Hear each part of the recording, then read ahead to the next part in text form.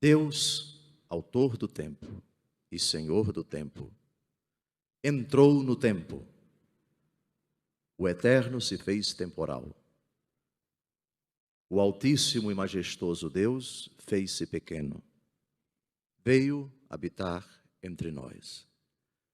Compadecendo-se da nossa miséria, fez-se miserável, porque frágil e fragilmente humano. Esta decisão do Senhor não tem outro motivo senão aquele contido nos lábios do próprio Jesus Cristo e narrado pelo evangelista João no capítulo 3 do seu evangelho, versículo 16. Tanto Deus amou o mundo, que enviou o seu Filho, para que todo o que nele crê não pereça, mas tenha a vida eterna. Pensando nisso, a igreja dobra os seus joelhos com os magos no presépio, com Maria e com José, antes com os pastores, extasiados, maravilhados por essa tão grande, tão sublime e tão incomparável prova de amor de Deus, o Pai, pelos homens, de não poupar o seu único filho e enviá-lo para se fazer um de nós. O mistério da encarnação indica que Deus assume tudo aquilo que é do homem.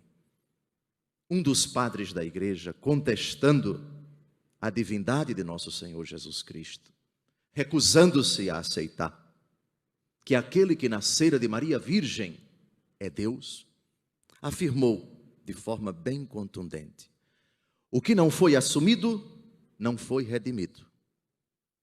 Se Deus não assumiu a carne, ele não redimiu a carne.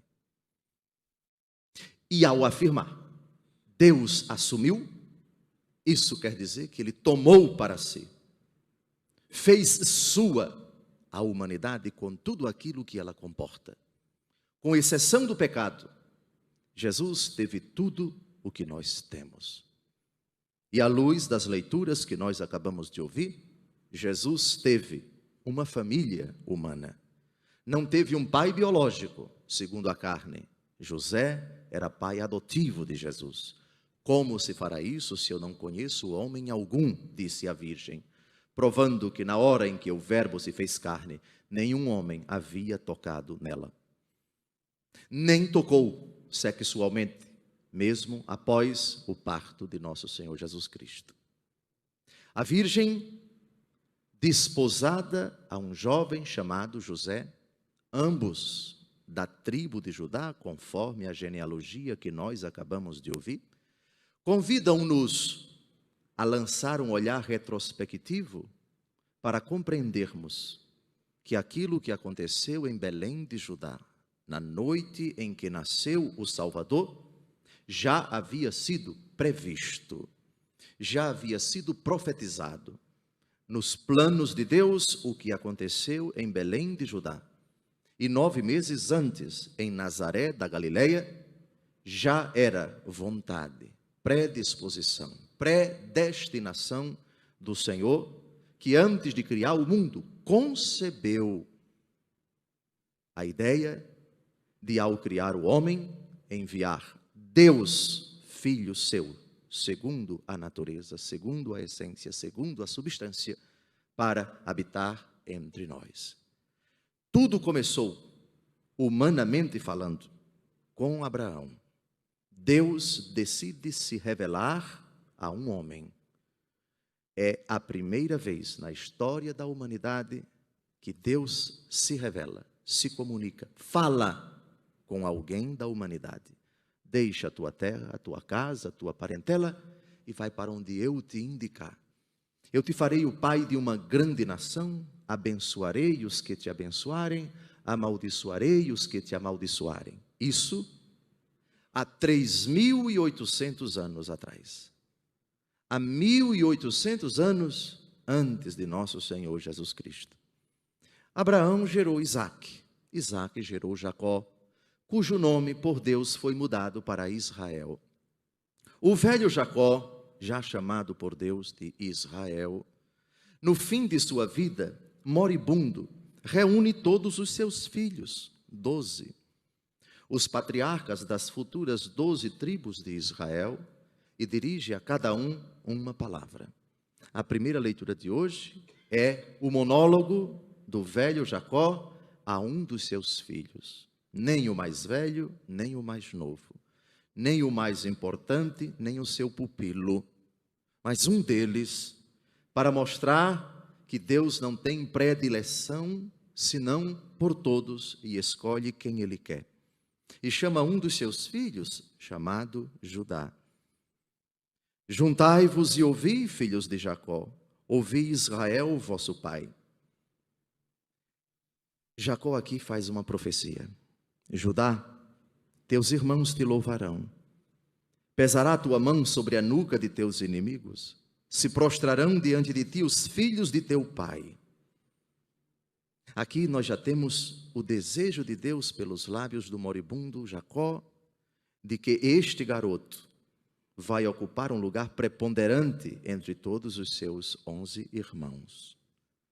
O que o velho Jacó quis dizer com isso? Saberia ele, teria ele contemplado antecipadamente o que aconteceria 1700 anos depois dessa afirmação? Não sabemos. O fato é que esta profecia nós a entendemos como querida por Deus, como um sinal. As profecias vão se cumprir. Num passado remoto, Deus, por meio deste homem que está morrendo, está indicando que o desígnio do Senhor vai se revelar nesta nação que ainda está em gestação. Judá, filhote de leão, subiste meu filho da pilhagem, ele se agacha e se deita como leão. Quem o despertará? Aqui Jacó é chamado de leão.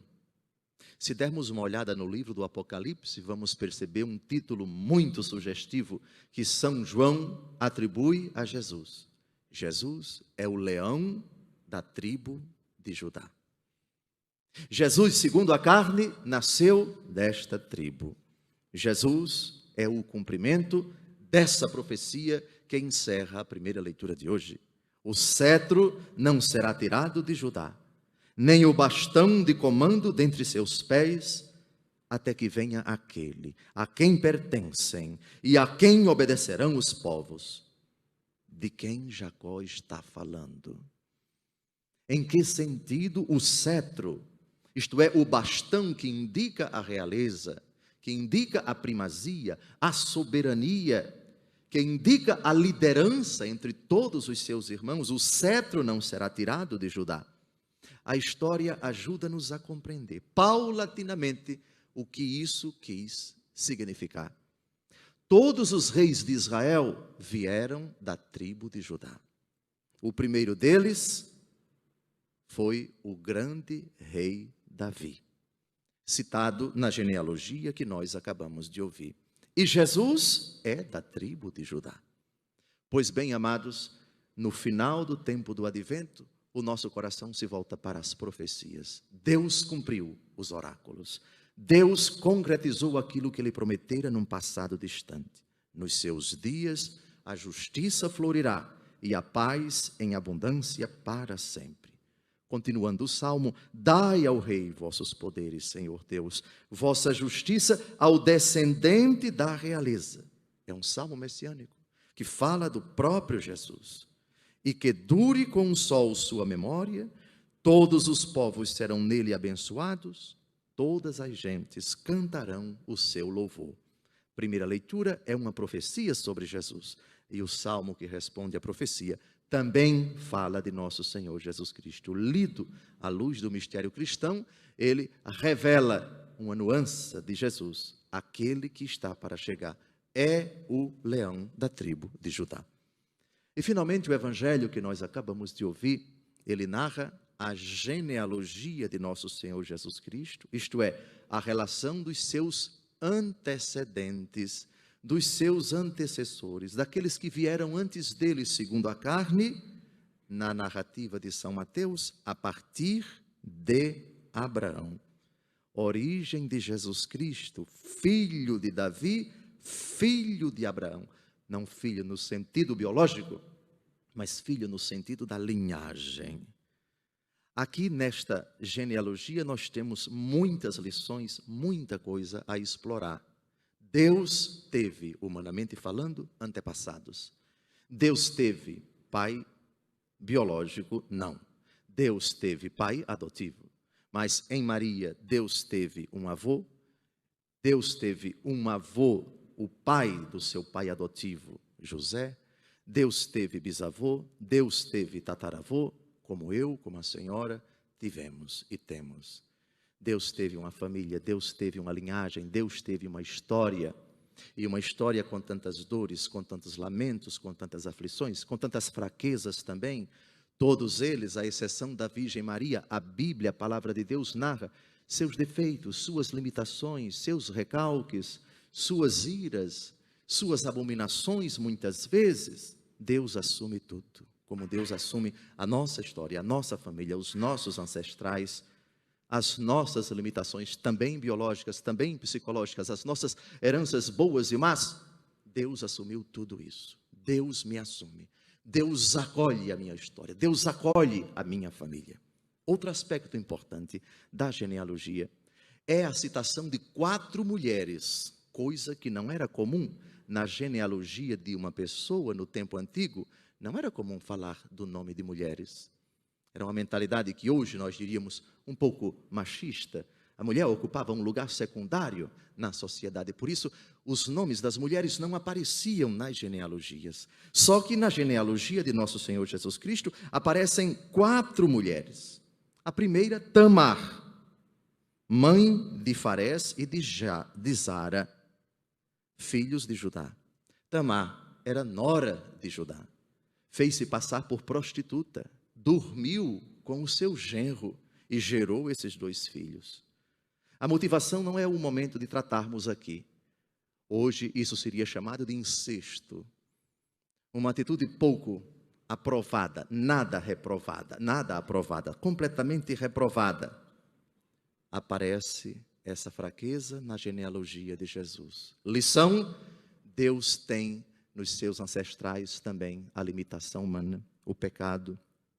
Como Deus assume a fraqueza do seu pai alcoólatra, do seu filho drogado, do seu avô que não foi muito de Deus, do seu parente que não dá um autêntico testemunho, Deus assumiu todos eles. Depois aparece uma outra mulher, Salmão gerou Boaz, cuja mãe era Raabe. Raabe era uma prostituta que morava na cidade de Jericó. Deus se utilizou dela para ajudar os hebreus a dominarem aquela cidade. Ela foi instrumento de Deus. Grande lição. Deus sabe se utilizar da fraqueza humana, não importa o tamanho do pecado da pessoa. Deus não aprova o pecado da pessoa, mas como Jesus disse à adúltera, eu não te condeno, vai de agora em diante e não tornes a pecar. Deus não exclui nem as prostitutas. Jesus disse, as prostitutas vos precederão no reino dos céus. Depois aparece uma outra mulher. Davi gerou Salomão, daquela que tinha sido a mulher de Urias. Urias era general do rei Davi.